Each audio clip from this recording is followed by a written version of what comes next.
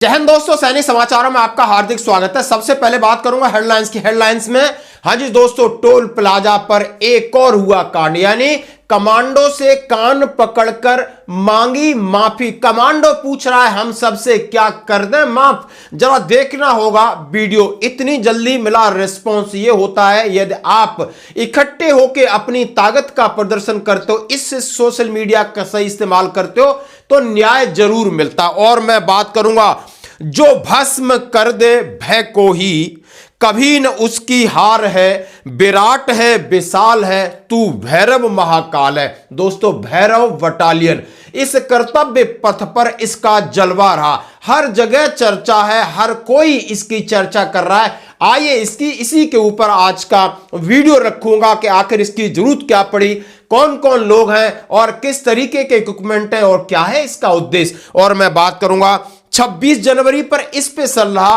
राष्ट्र धर्म सबसे पहले, और दो धर्मों का संगम, जहां साधु हो और सैनिक हो और वहां पर एक धर्म निकलता हो और वहां पर राष्ट्र धर्म सबसे पहले हो तो फिजा बदल जाती है।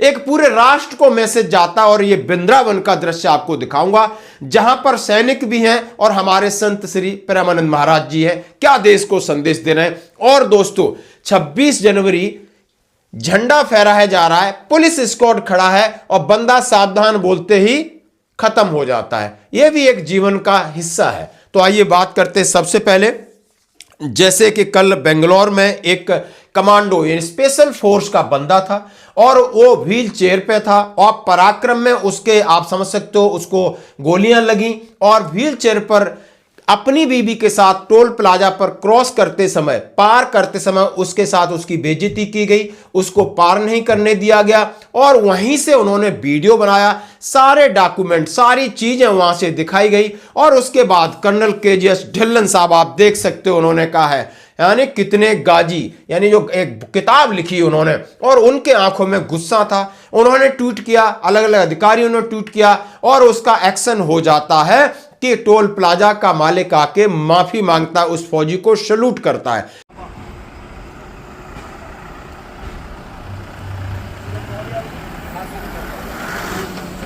जय हिंद साथियों, मैं army commando Shamraj 21 para SF से हूँ। देखिए, आज कर्नाटक के उडुपी के बाद शास्ताना टोल बूथ में मैं हूँ। देखिए, ये लेटर निकालना। देखिए, ये लेटर RMA प्रकार मेरे वाइफ का जो पोस्टिंग का मैं फाइल किया है, गाड़ी लेके जा रहा हूँ। उसके अलावा मैं वार कैजुअलिटी ऑपरेशन पराक्रम का, देखिए, हर टोल से पास होके आया हूँ। बट शास्ताना टोल बूथ में मिस्टर सुरेश एंड शिवनाथ वो बोले पैसे के बिना छोड़ेंगे नहीं। ये होता है 25 जनवरी को मैं हूँ।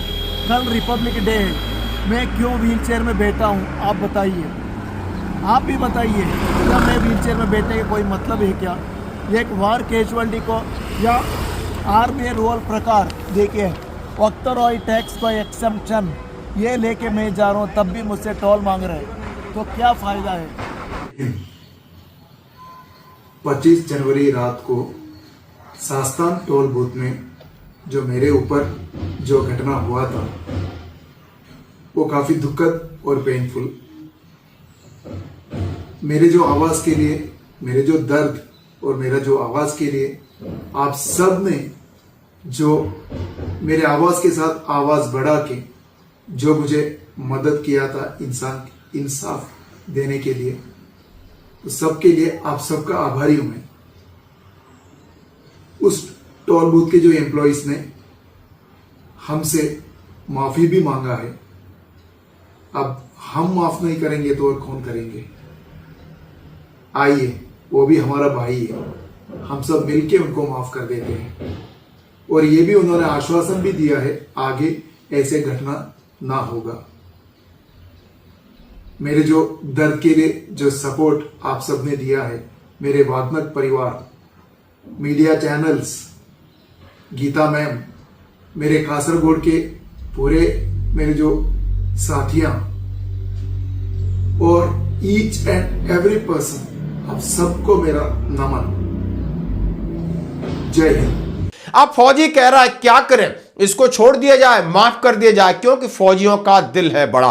पहला वीडियो भी आपको दिखाऊंगा फिर, और दोबारा वीडियो जो उन्होंने कल शाम को डाला है, भेजा है हमारे पास भी, कि चाहे चलो आप लोगों ने हमारा साथ दिया, यानी फौजी भाइयों ने साथ दिया और हमारा काम अब इन्हें माफ कर देना या छोड़ देना। आप ये वीडियो को देख सकते हो दोस्तों।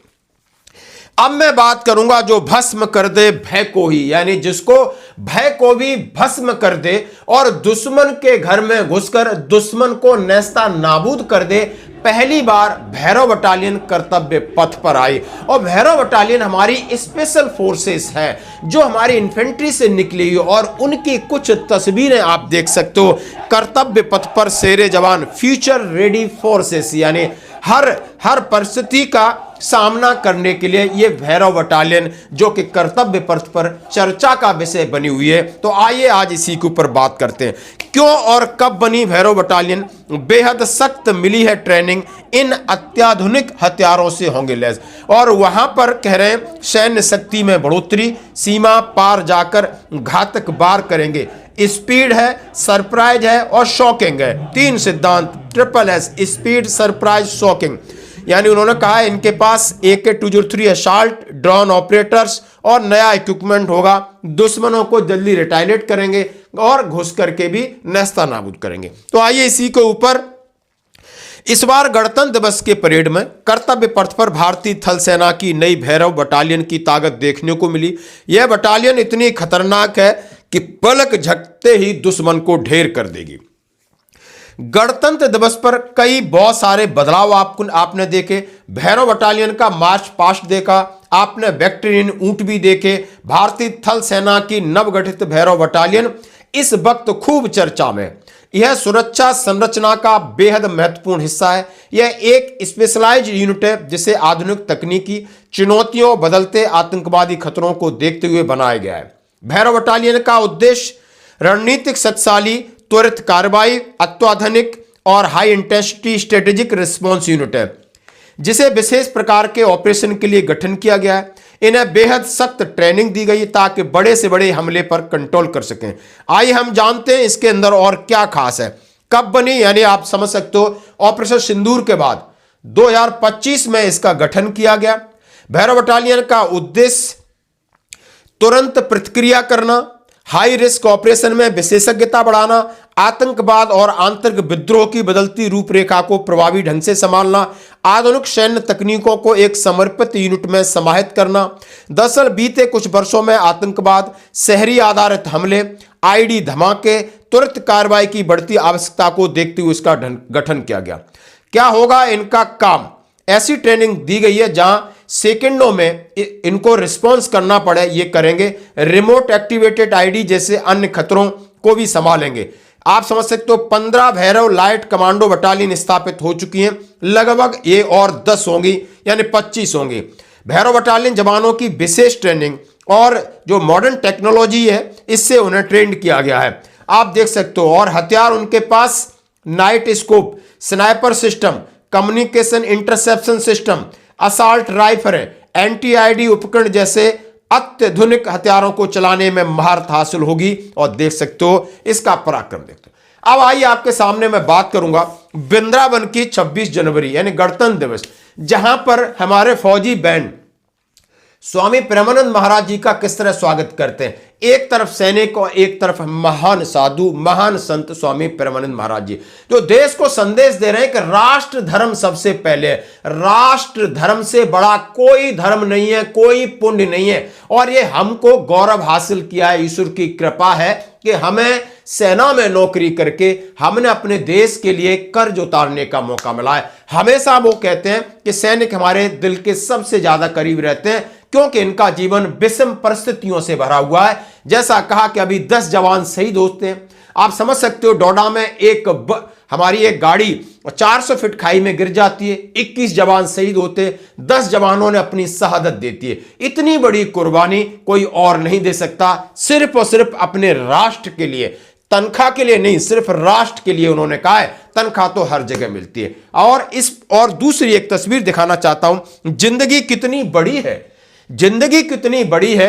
पद कितना बड़ा है, अहंकार कितना बड़ा है, ये आप देखिए। 26 जनवरी को एक पुलिस का एस्कॉर्ट खड़ा होता है महाराष्ट्र में, वहां पर उनके एक अधिकारी आके फ्लैग होस्ट करते हैं और उसी समय सावधान बोलने से पहले खड़ा खड़ा एक सब इंस्पेक्टर गिर जाता है और वो खत्म हो जाता है, यानी उसको कहीं ना कहीं हार्ट अटैक, यानी उसकी जीवन लीला समाप्त होती है। ये भी चीजें हमें सबक देती। और ये देखिए, ये कलेक्टर महोदया हैं राजस्थान के अंदर, और इनको ये नहीं पता कि 26 जनवरी में सलूट किसको मारना है और कहाँ मैंने मुड़ना है। ये भी हमारे देश का एक दुर्भाग्य है। ये भी वीडियो। तो आज की खबरों में इतना ही, बने रहिए हमारे साथ। धन्यवाद।